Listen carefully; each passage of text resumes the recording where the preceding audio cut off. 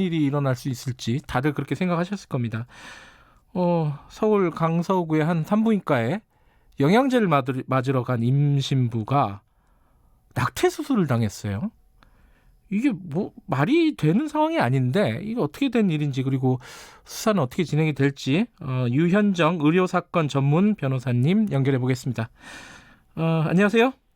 네, 안녕하세요. 네, 이게 좀 황당한 사건인데 네, 개요부터 좀 잠깐 설명을 해주시죠, 모르시는 분들을 위해서. 예. 그 베트남 여성이었는데요. 예. 베트남 여성 A 씨가 지난달에 남편과 함께 임신 사실 확인을 하기 위해서 네. 산부인과를 찾았습니다. 네. 거기서 임신 6주 진단과 함께 영양 수액을 처방을 받았다고 하고요. 네. 그래서 A 씨는 수액을 맞기 위해 이동을 했는데요. 네. 주상 간호사가 준 차트는 A 씨의 것이 아니라 다른 환자.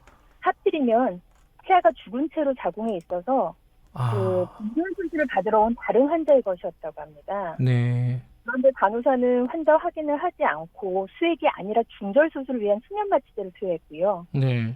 당시 수술을 한 의사도 환자 확인을 하지 않고 중절 수술을 시행을 해서 결국은 영양수액 맞으러 갔다가 엉뚱하게 낙태 수술을 받게 된 결과가 된 사건입니다.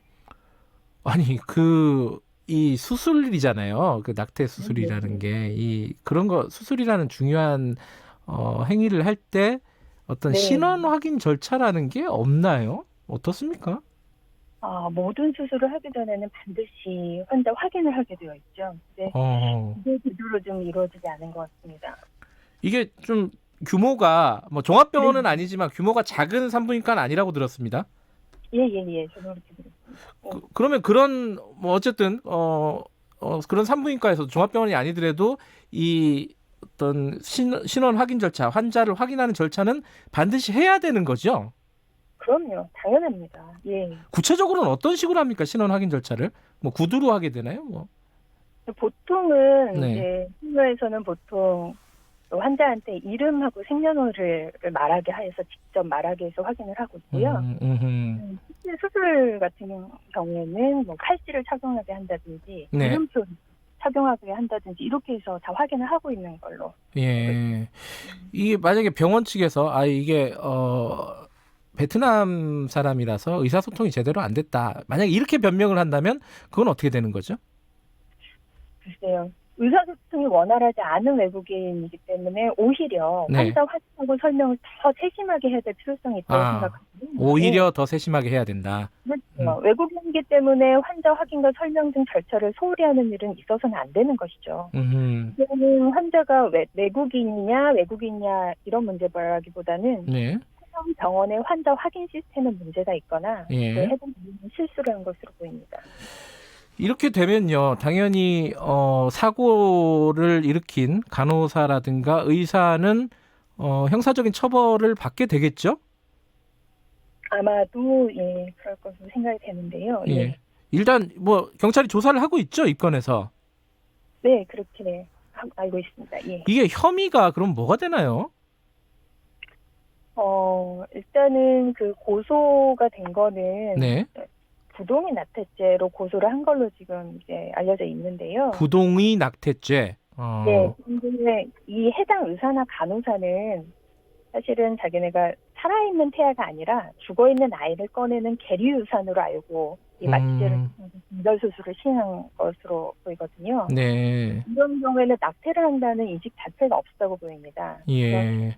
뭐 고소나 이런 거는 부동의 낙태죄로 돼 있다고 하더라도 이제 네. 부동의 낙태죄는 살아있는 태아를 전제로 동의를 받지 않고 낙태를 한다는 고의가 있어야지 성립한 범죄이기 때문에 낙태를 한다는 인식이 없는 경우에는 부동의 낙태죄는 적용하기 어렵고요. 예. 현재 그 동의 없이 중절 수술을 시행을 해서 뱃속의 태아가 사망하고 하혈을 하게 했기 때문에 업무상 과실치상죄를 적용할 수 있을 것으로 판단됩니다.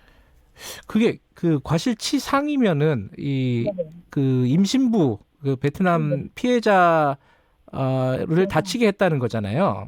그렇죠. 예. 근데 이제 태아를 사실상 사망에 이르게 했으면은 치사가 되는 거 아닌가요? 이게 법적으로는 어떻게 되나요? 근데 우리 형법상 폐하는 사람으로 보지 않기 때문에. 아, 네. 그래요. 네. 일단 뭐 형사적인 어떤 조사는 끝나야지 뭐 민사나 이런 부분들도 진행이 되겠네요. 네, 반드시 뭐 조사 끝나야 되는 건 아니고요. 동시에 네. 진행 중에 있습니다. 네. 근데 이런 어떤 뭐 방금 아까 말씀하셨듯이 차트가 바뀌어갖고 벌어진 일이잖아요.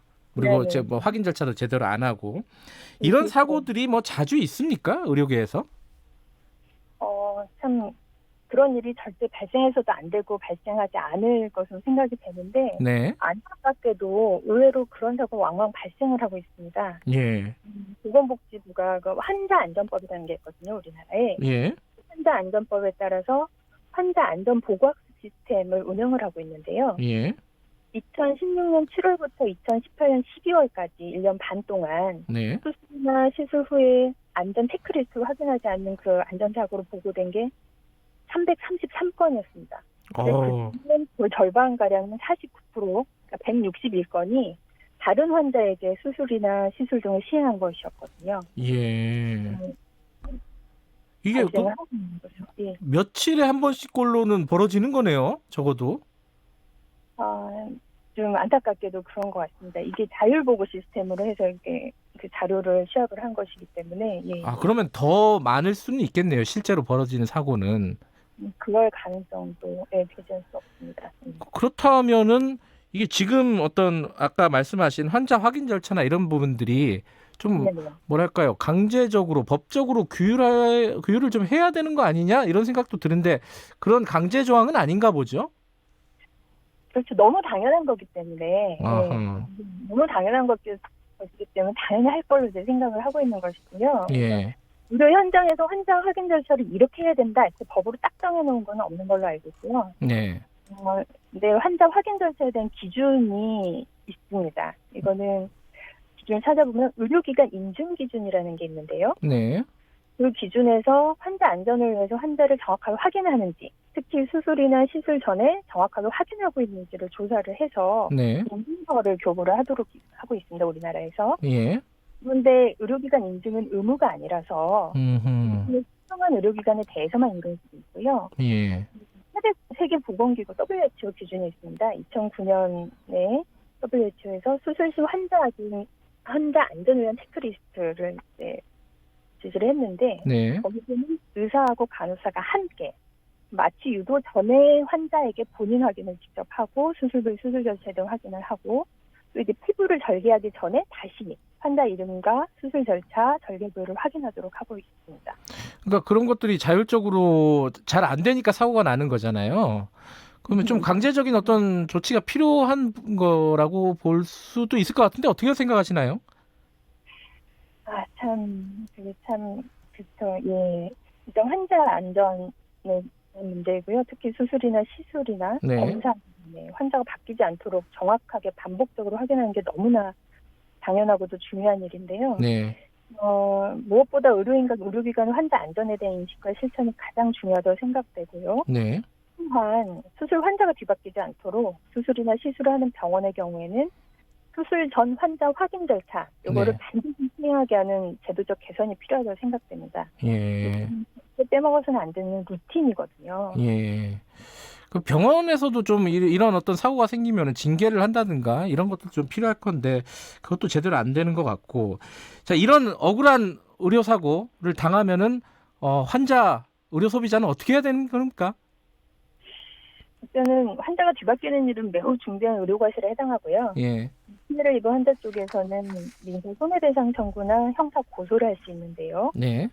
어떤 내용을 하더라도 제일 먼저 할 거는 의무 기록을 최대한 빨리 제출받는 게 정말 중요합니다. 예. 네. 일단은 이거를 확보를 해놓고 예. 전문가의 도움을 받는 것이 좋겠고요. 알겠습니다. 그러니까 어떤 사고를 당하면은 의무 기록부터 확보를 하고 네. 전문가의 도움을 얻는 게 좋을 것 같다. 네. 좀 황당한 사건이었습니다. 오늘 말씀 감사합니다. 네, 감사합니다. 유현정 의료사건 전문 변호사였습니다. 김경래 최강시사 오늘 여기까지 하겠습니다. 산불의 중심 불기둥 높이는 20에서 30m, 중심부 온도는 1200도씨, 주변 연기만도 600도씨에 이릅니다.